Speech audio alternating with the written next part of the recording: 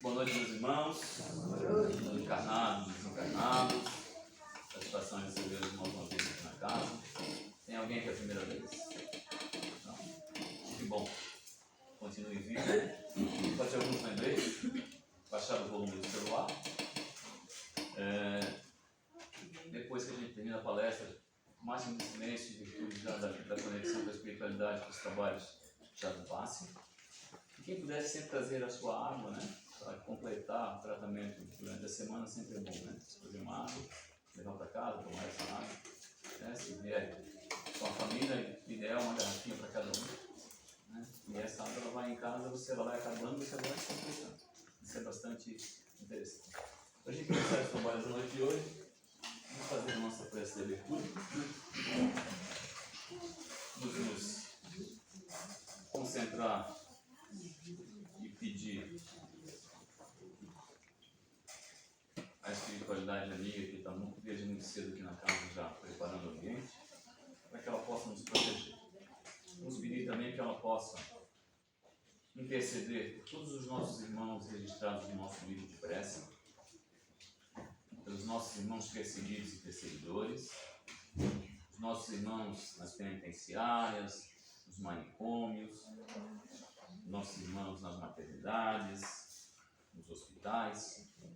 Eu sempre gosto de frisar os nossos irmãos idosos abandonados nos asilos, não são poucos. Pedir pelos nossos irmãos órfãos, também nas casas de passagem. Pedir pelos nossos irmãos que estão abandonados nas ruas, ou largados nas ruas, ou vivendo nas ruas. Em várias formas já a gente vê isso. Pelos irmãos que permanecem nos vícios.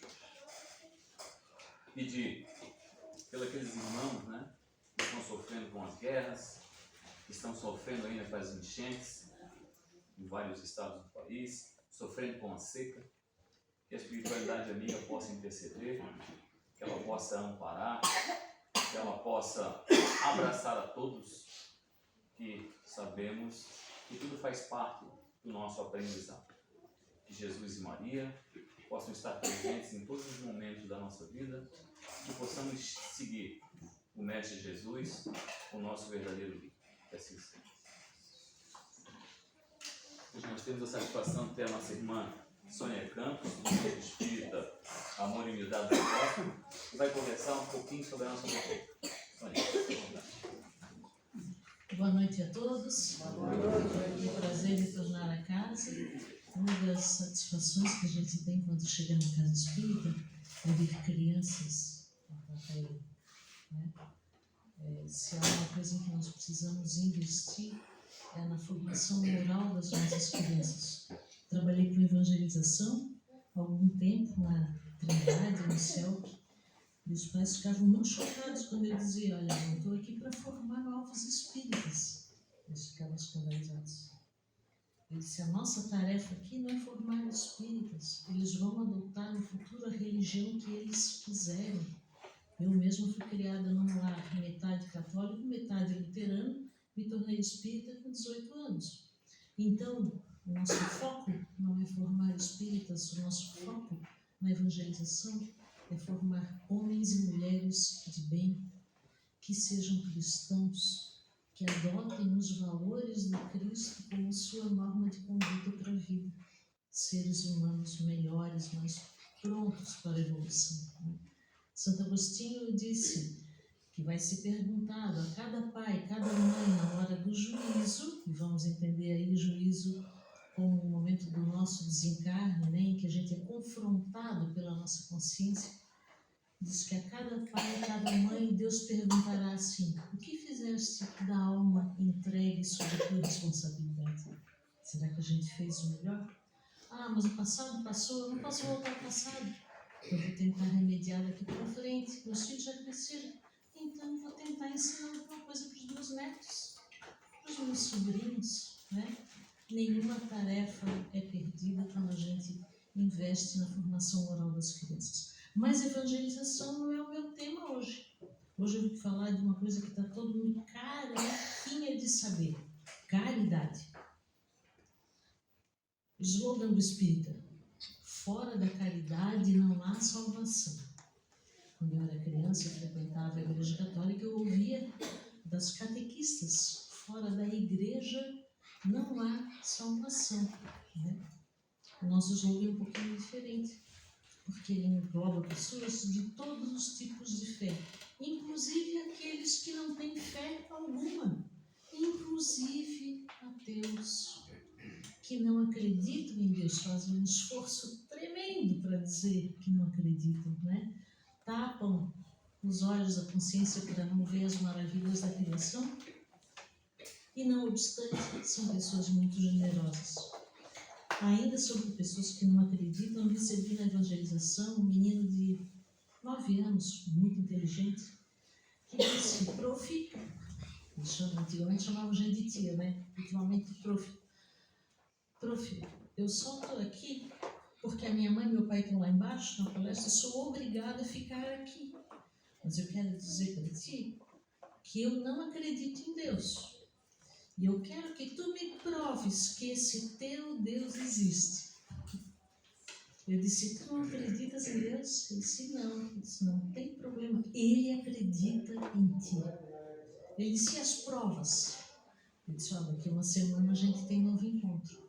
Amanhã, quando tu saíres para a escola, tu vai olhando e anotando na tua mente, chega em casa e faz um resumo. Isso, feito pelo homem. Aquilo, feito pelo homem. O ônibus, feito pelo homem. A estrada asfaltada, feita pelo homem. O sol que brilha a cada manhã. Esse não foi feito pelo homem.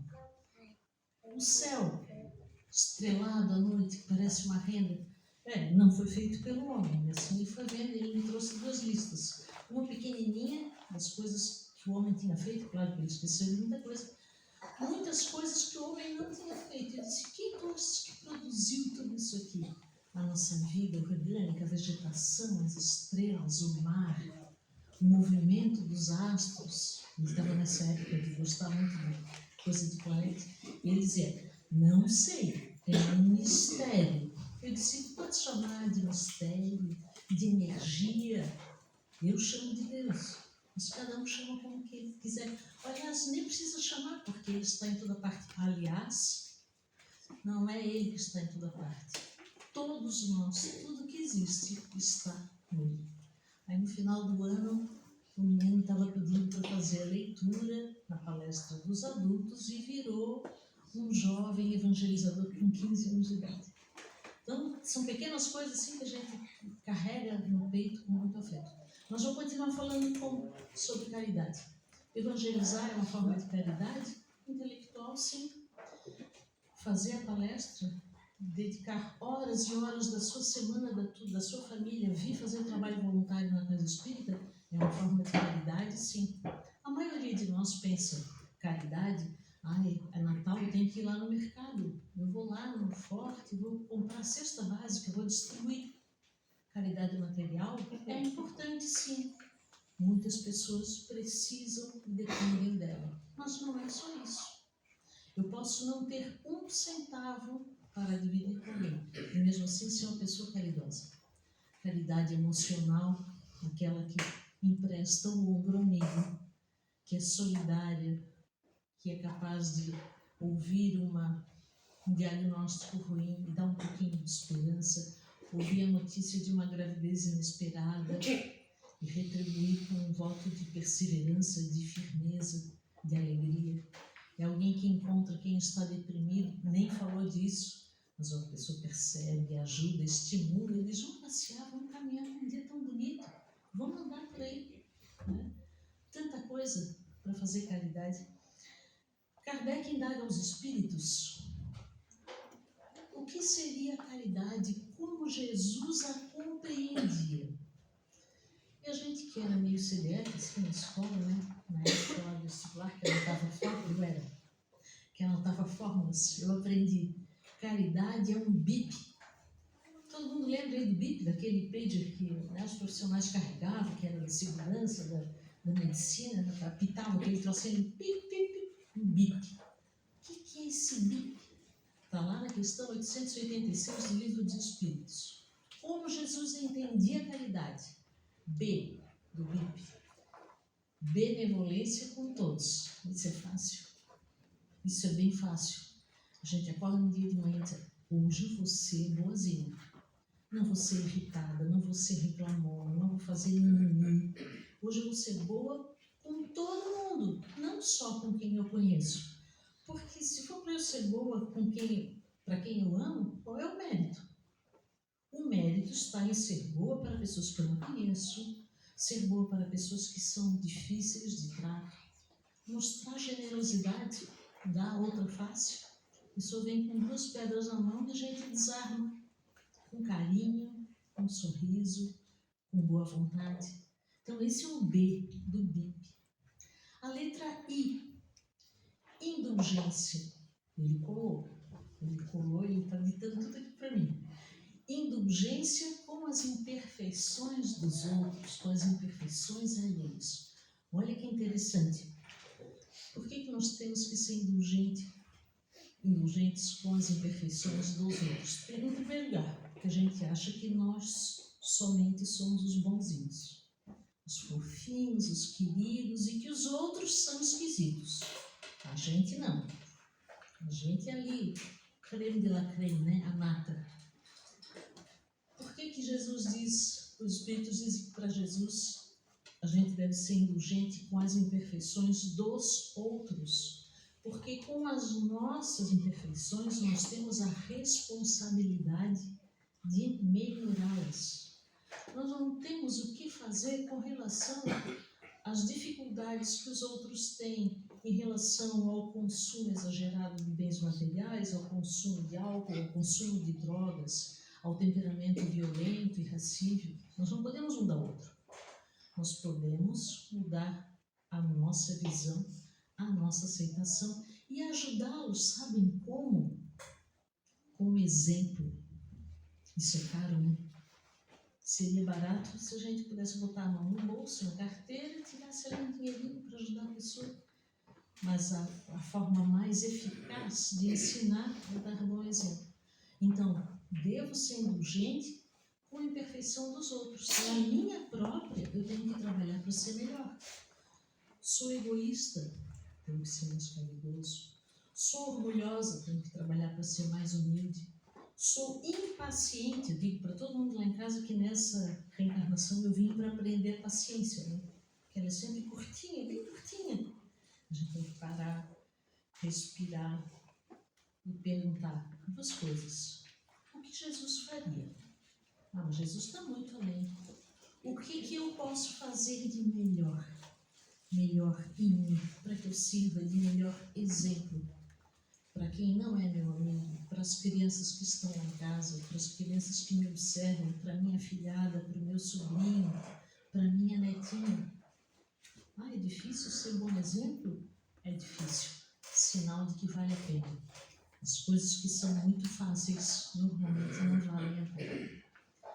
Aí eu falei do B, benevolência, e o I, indulgência. E o P, essa é a dureza. Perdão das ofensas. Porque ser bonzinho com todo mundo, beleza. Tá mais ou menos distante. Relevar as imperfeições dos outros, mais ou menos fácil.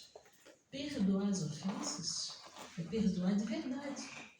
Não é perdoar hoje pensando assim aqui no íntimo. Eu te perdoo agora, mas deixa estar aqui no começo do ano que vem, tu vais precisar de mim, daí a conversa vai mudar. Ou então, não, eu te perdoo. Passa o tempo, um encontro com um colega de aula. Tudo bem uma porcaria, porque aquela vez, em 1982, tu fizeste isso. E dá ainda com riqueza de detalhe. Mas a pessoa que guarda mágoa no freezer não tem espaço para guardar coisa boa, porque ela só guarda mágoa em potinhos lá dentro. Cada uma tem um nome e uma data, né? A pessoa descreve tudo com riqueza de detalhes. Que perda de espaço, né? Que perda de espaço enorme de memória. A gente não tem o hábito, eu não sei vocês, mas na minha infância a gente tinha o costume de, nessa época, em dezembro, fazer aquela faxina de regra na casa. De lavar a parede, lavar a cortina, arear o chão, encerar a palha de aço. A senhora lembra desse tempo, né?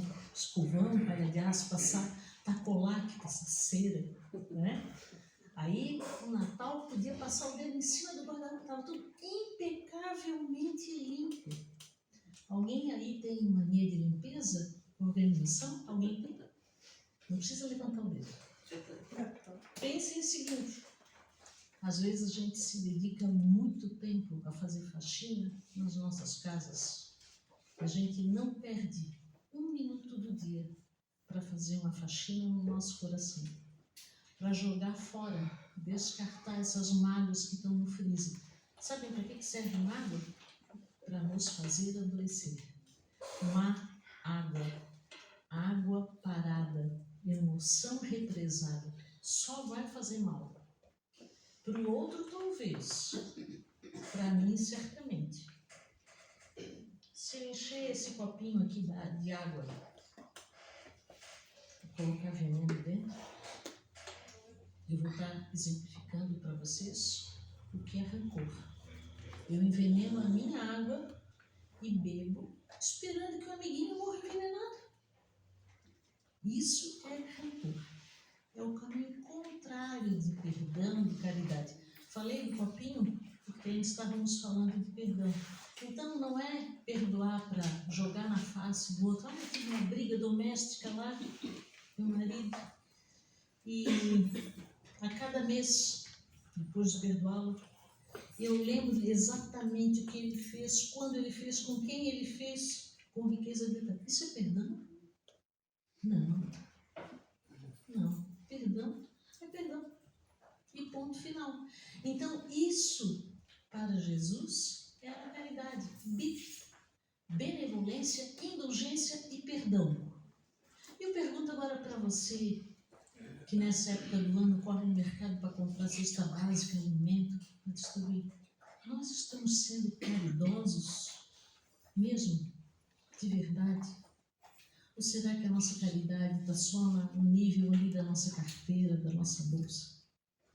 Se ela é só material, eu posso dizer para vocês que essa caridade está pequenina. Há uma passagem que todos conhecem, lá da Bíblia, dos Evangelhos de Lucas e Mateus, e também está no capítulo 15 do Evangelho segundo o Espiritismo, que é: fora da caridade não há salvação. E começa esse capítulo 15, falando da parábola do bom samaritano. O doutor da lei, querendo pegar Jesus na curva, né, disse: mestre, o que é preciso para ter uma vida boa, rica, abençoada? Jesus disse: está na lei. O que tu entendes quando crês? Aí a pessoa respondeu que era um mestre da lei. Amar a Deus sobre todas as coisas, com todas as forças do meu coração, e ao próximo como a mim mesmo. Jesus disse: faz isso e viverás para sempre. E ele não se conteve e disse: mas Senhor, quem é o meu próximo? Jesus disse: vou te contar uma história. Era uma vez um samaritano. Pausa bem rápida. Para quem lembra da divisão das 12 tribos dos filhos de Jacó e dos filhos de José, depois da morte do rei Salomão, 10 tribos ficaram sediadas no norte, chamou-se então o reino do norte Reino de Israel, a capital era Samaria, daí o nome samaritano, e o reino do sul, apenas com 2 tribos, de Benjamim e de Judá, permanecia com a capital Jerusalém, como o rei Davi, pai de Salomão, havia estabelecido. Os reis, depois da morte de Salomão, muita coisa aconteceu de errado, idolatria, práticas que não eram desejáveis do ponto de vista da lei de Moisés. Todo mundo errou, mas o povo do norte errou mais. Casaram com todo mundo, misturaram religião, abandonaram Deus mesmo, fizeram politeísmo, né? Idolatria, colocaram ídolos, imagens, trouxeram novamente aquilo que estava na memória deles lá do convívio com o povo egípcio. Uma série de equívocos. Então, para quem era de Jerusalém, para os judeus raiz, para a gente entender, o que era o samaritano? Resumo da obra. Do ponto de vista étnico, Ele era um mestiço. É alguém que, em virtude do casamento, tinha casado com muitos povos fora das tribos. Do ponto de vista religioso, samaritano era idólatra, era impuro. Do ponto de vista político, era não confiável, porque o reino do norte caiu para os assírios 3 séculos antes do reino do sul cair para os babilônios. Então, o samaritano era alguém não confiável, sob aspecto nenhum. E Jesus contou a história. Um homem passava no caminho de Jerusalém a Jericó, que não fica no sul, Jericó fica no noroeste, por um caminho que todo mundo conhece do Salmo de 23. Ainda que eu ande pelo vale da sombra da morte. Sabe esse trechinho? Sabe por quê? Quem for curioso, chega em casa, olha lá no Google Maps. É um desfiladeiro estreito, um rio seco, que servia como estrada. Só batia sol ao meio-dia. Sol a pino. No mais era sombrio, o vale da sombra da morte. Por que da sombra da morte? Cheio de curva. Quem estava em Jericó, quem vinha de Jericó ou ia para Jericó, carregava ou bens, ou dinheiro, ou as duas coisas, porque era um centro comercial. Jerusalém era a sede política e religiosa, Jericó, comercial. E o homem sofreu uma agressão por bandidos que estavam de tocaia, como era hábito fazerem. Por isso é o vale da sombra da morte, lá no Salmo 23. Ele passava por esse caminho, foi emboscado, bateram, roubaram o que ele tinha, bateram tanto que ele ficou jogado no chão, semi-morto. Isso Jesus está contando. Veio um sacerdote com medo de se tornar impuro, viu que o sujeito ali aparentemente estava morto e pensou: eu tenho as minhas cerimônias para fazer, eu não vou me impurificar por causa desse mendigo aí. Passou reto. Veio um doutor da lei, um levita, como esse que estava interpelando Jesus. Viu um cidadão ali, passou reto. Tinha um dever de caridade. Veio um samaritano, que apesar de ser samaritano era bom, por isso o nome da parábola é bom samaritano. Cuidou da pessoa, colocou mel, vinho sobre as feridas. O vinho porque tinha álcool, era a maneira de desinfetar, né? O mel para reconstituir os ferimentos. E o samaritano era rico. Por que dá para dizer isso? Porque ele colocou o doente sobre seu cavalo. Sim, ele tinha um cavalo. Naquela época, ter um animal de grande porte requeria muito recurso. Levou uma estalagem e disse para o estalajadeiro: cuida desse homem, tens aqui 2 denários, sou de 2 dias, para cuidar dele. Eu vou a Jericó. Quando eu voltar, eu passo por aqui. Se houver mais alguma despesa dele, eu pagarei. O samaritano, o herege, o impuro, não perguntou qual era a religião daquele que estava ali desfalecido, se ele tinha bens, não tinha bens, se ele tinha família, não tinha família, onde ele morava, não perguntou nada. Fez aquilo que todos deveriam ter feito. Usou de compaixão.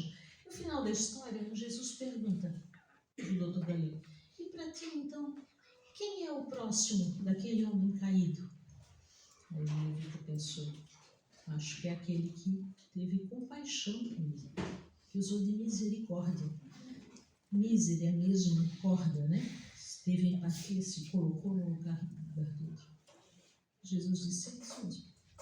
Próximo é aquele que pratica o bem, que pratica a caridade. Leon Denis, nessa obra maravilhosa chamada Depois da Morte, ele faz uma descrição, eu vou citar só 2 trechinhos aqui, sobre a caridade. A verdadeira caridade é paciente e indulgente, não se ofende, não desdenha a pessoa alguma, é tolerante e mesmo procurando dissuadir alguém, sempre o faz com doçura, sem maltratar, sem atacar ideias enraizadas. Parece nós, né? Quando a gente está interpelando um filho, uma filha, a gente é tão doce, tão manso, né? Para reprimir alguém. Já notaram? Se a gente se filmasse e depois se observasse.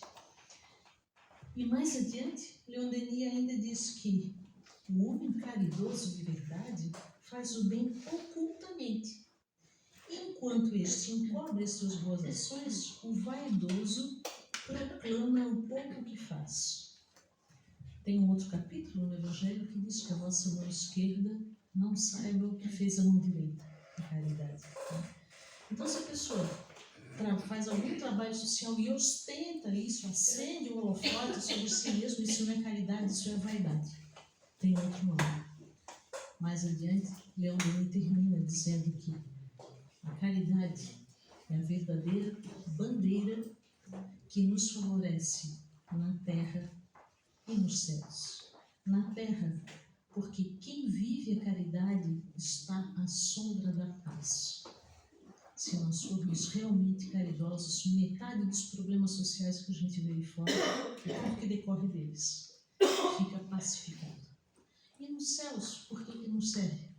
O livro Céu e Inferno diz que no céu, que não é um lugar, é um espaço na nossa consciência, nós vamos colher os frutos do que nós plantamos na terra. Então, se na terra nós somos caridosos, se procuramos a paz intrínseca, a paz na consciência, quer dizer que quando a gente passar para o outro lado da vida, a gente vai colher frutos doces. Frutos doces. Então, estou sendo bem, um olho no peixe, um olho no gato, né? Lembrou os pinteiros do relógio. Que nós saibamos ser caridosos, ser pacientes com os outros, exatamente como nós esperamos que os outros sejam conosco. A gente erra, não erra? Erra. Pouco? Não, muito. Se a gente errasse pouco, não estava reencarnando na Terra ainda. Aí quando a gente faz alguma coisa errada e alguém nos repreende, a gente diz: poxa vida, o sujeito não teve paciência comigo. Minha mãe não teve paciência comigo. Mas e nós? Nós tratamos os outros com paciência, com caridade. A regra áurea do Espiritismo, de todas as religiões, é: façais aos outros somente aquilo que gostarias que fosse feito a vós. Se nós tratamos, conseguimos tratar os outros exatamente como queremos ser tratados, nós vamos instalar o paraíso na Terra. Vamos viver em paz, com paz na consciência, vamos ser mais longevos, né? Nós não vamos ter tantas alterações de pressão, sístole diastólica. Os nossos hormônios vão trabalhar de maneira mais equilibrada. A nossa pele vai ficar melhor, sem ruga. Olha que maravilha! Fazer o bem faz bem para a saúde também, faz bem para a beleza. E a beleza não é a de fora, é a de dentro. Quantos não conhecemos um idoso, uma idosa, de quem a gente gosta de ficar perto, porque a psicosfera dele é doce, é caridosa, é agradável. E a pessoa pode estar mais enrugadinha que maracujá de gaveta. Ela se torna bela aos nossos olhos. Quem hoje está entregando tudo em nome da beleza, da juventude, vai ter uma decepção bem amarga logo ali na frente, porque tudo nos é cedido por empréstimo. Até esse corpo físico, que por caridade divina nos é emprestadinho para a gente ter uma reencarnação, porque quando a gente for para o lado de lá, nem esse corpinho vai. Esse corpo fica. Vai se decompor, vai ser cremado, vai ser enterrado, fica nos elementos químicos da Terra. Nem isso a gente leva. Bens materiais não levam. Aquela cirurgia plástica que eu fiz um consórcio lá para pagar em 36 vezes. Lixo. A harmonização facial para esticar, passar o rosto a ferro. Né? Tudo isso fica. A senhora está rindo porque o resultado disso é duvidoso, né? Que nós possamos empreender esforços para melhorar o que somos, para poder fazer mais caridade moral. Porque caridade material a gente faz com aquilo que está fora de nós. É a matéria, o patrimônio. Caridade moral, nós usamos o coração e fazemos com aquilo que está dentro de nós, da nossa consciência. Então vamos melhorar a aparência da nossa psicosfera, Vamos melhorar a estética da nossa alma. Vamos ser melhores, mais saudáveis, mais bonitos. Morreremos? Não. Quem morre é o corpo físico, nós continuaremos vivinhos e mais bonitos do lado de lá. Fazendo um plantio melhor agora, colher frutos melhores após o desencarne e na nova reencarnação também. Paulo de Tarso, no capítulo 5 da sua carta aos Tessalonicenses, lá no versículo 14 a 16, quem for curioso corre em casa para procurar no Google para ver se é verdade. Ele diz 3 coisas, dessas a gente conhece uma. Ele diz: alegrai-vos sempre, orai sem cessar, e em tudo dai graças. A parte do em tudo dai graças a gente escuta. Se a gente fizer um esforço para ser alegre, ser grato, ser reconhecido por tudo que a providência divina nos dá, vai sobrar pouca coisa para pedir. Garanto para vocês. E a gente vai ser melhor para si, para os outros, para o planeta. O planeta só avança à medida em que nós juntos avançamos com ele. Que Deus tenha paciência conosco, mais do que a gente costuma ter com os outros. Que nós tenhamos paciência conosco próprios. Que nós abandonemos culpa e remorso e assumamos responsabilidade. Não dá para consertar o passado, mas dá para melhorar o presente, para ter um futuro muito melhor. Que Deus nos abençoe sempre. Uma boa noite. Obrigada pela paciência de vocês. Nós que agradecemos a Sônia e já fica de desejo para cá. Final de ano, com as energias um pouco menos. Fazer uma faxina. Fazer uma faxina e vamos colocar em prática, né?